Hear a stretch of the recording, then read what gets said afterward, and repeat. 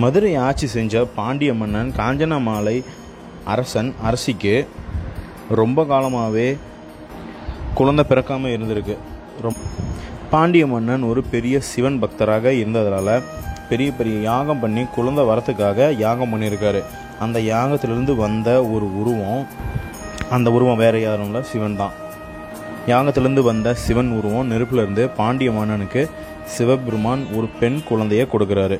பாண்டிய மன்னனிடம் சிவபெருமான் இந்த பொண்ணை பெரிய தைரியசாலியாகவும் திறமைசாலியாகவும் வளர்க்குமாறு சொல்லியிருக்கிறாங்க. அந்த பொண்ணுக்கு திருமண வயது வந்ததுமே நானே அவளை கல்யாணம் பண்ணிக்கிறேன் அப்படின்னு சொல்கிறாரு. சிவன் சொன்ன மாதிரியே பாண்டிய மன்னன் அந்த குழந்தைய மீனாட்சின்னு பெயர் வச்சு மிகவும் பலசாலியாகவும் வளர்த்திருக்காரு. அண்டை மாநிலத்தை மீனாட்சி கைப்பற்றிறாங்க. உலகம் முழுவதும் இருக்க பிரதேசத்தை மீனாட்சி அவங்களோட தைரியம் மற்றும் புத்திசாலித்தனம் அது மட்டும் இல்லாமல் திறமையாலையும் கைப்பற்றியிருக்காங்க. கடைசியாக கைலாசம் மட்டும்தான் இருந்தது. கைலாசத்தையும் கைப்பற்றணும் அப்படின்னு மீனாட்சி போகிறாங்க. கைலாயத்தை அடைஞ்சதும் அங்கே இருக்க சிவனை மீனாட்சி பார்த்ததும் காதல் வயப்படுறாங்க. அப்போது சிவன் மீனாட்சியை பார்த்ததும் உன்னை எனக்கு ரொம்ப பிடிச்சிருக்கு, நீ மதுரைக்கு போ, நானும் மதுரைக்கு உன்னை கல்யாணம் பண்ணியிருக்கேன் அப்படின்னு சொல்கிறாரு சிவன்.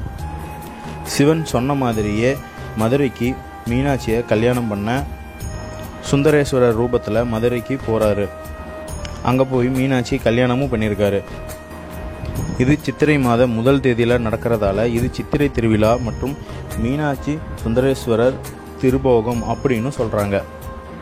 கள்ளழகருடைய தங்கச்சியான மீனாட்சி கல்யாணத்தை பார்க்கறதுக்காக தான் முன்னாடியே கல்யாணம் நடந்து முடிஞ்சிருது. அதனால தான் கோவத்தில் அழகர் வைகையில் இறங்கினார். ஏன்னா கள்ளழகர் மதுரை வந்தது சுதப முனிவர் தவளை சாபத்திலேருந்து மேற்க தான் வந்தார். தங்கச்சி கல்யாணத்தை பார்க்காத கள்ளழகர் எப்படி புகைப்படத்துலையும் ஓவியத்திலையும் மற்றும் கல்வெட்டுலையும் மீனாட்சியும் சுந்தரேஸ்வரருடனும் இருக்க பெருமாள் யார்?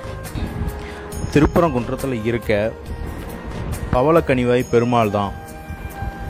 அவர் தான் மீனாட்சி அம்மனோட அண்ணன் அப்படின்னும் புராணம் சொல்லப்படுது. பல வருடங்களுக்கு முன்னாடி மீனாட்சி சுந்தரேஸ்வரர் கல்யாணம் மற்றும் அழகர் வைகையில் இறங்குற நிகழ்வு தனித்தனியாக தான் கொண்டாடப்பட்டிருக்கு. ஆனால் இப்போ தான் ஒரே திருவிழாவாக கொண்டாடப்படுது. பல வருடங்களுக்கு முன்னாடி திருக்கல்யாணம் மற்றும் அழகர் வைகையில் இறங்குற நிகழ்வு தனித்தனியாக தான் நடந்திருக்காங்க. திருமலை நாயர்கள் ஆட்சியில் தான் ஒரே நிகழ்வாக மாற்றினார் பெருமாள் வைணவர், மீனாட்சி சுந்தரேஸ்வரர் சைவர்கள். இதனால தான் தனித்தனியாக நடத்தினாங்க. திரு நாயக்கர் தான் எந்தவித சாதி வேற்றுமையும் இருக்கக்கூடாதுன்னு எல்லா கடவுளும் ஒன்று தானும் திருக்கல்யாணம் மற்றும் அழகர் ஆற்றில் இறங்குற நிகழ்வு ஒரே நிகழ்வாக நடத்தினார். மதுரையில் இருந்து 25 கிலோமீட்டர் தொலைவில் அழகர் மலையில் இருக்கிறவர் தான் கள்ளழகர். முனிவர் அழகர் மலைக்கு மேலே இருக்க சுனையில் குளிச்சுட்டு பெருமாளை நினச்சிட்டு தவம் பண்ணிட்டு இருக்காரு. அப்போது அந்த வழியாக வந்த துர்வாசக முனிவரை சுதப முனிவர் சரியாக கவனிக்காததுனால தவளையாக வைகை ஆற்றுல இருக்கிற மாதிரி சாபத்தை விட்டுறாரு. சாபத்தில் இருந்து சுதப முனிவர் வெளியே வர பெருமாளே நேரில் வந்தால்தான் உனக்கு சாப விமோச்சனம் கிடைக்கும்னு சுதப முனிவருக்கு துர்வாச முனிவர் சாபம் கொடுக்குறாரு. சுதப முனிவரே சாபத்திலிருந்து மீட்க தான் கள்ளழகர் அழகர் மலையில் இருந்து வைகைக்கு வந்தார். வர வழியில் கல்வர் வேடம் போட்டு மக்களுக்கு அருள் பாலித்து தாமதமாக வைகைக்கு போய் சுதப முனிவருக்கு சாப விமோச்சனம் கொடுத்துருக்காரு. இதுக்காக தான் கள்ளழகர் அழகர் மலையிலிருந்து வந்தார்.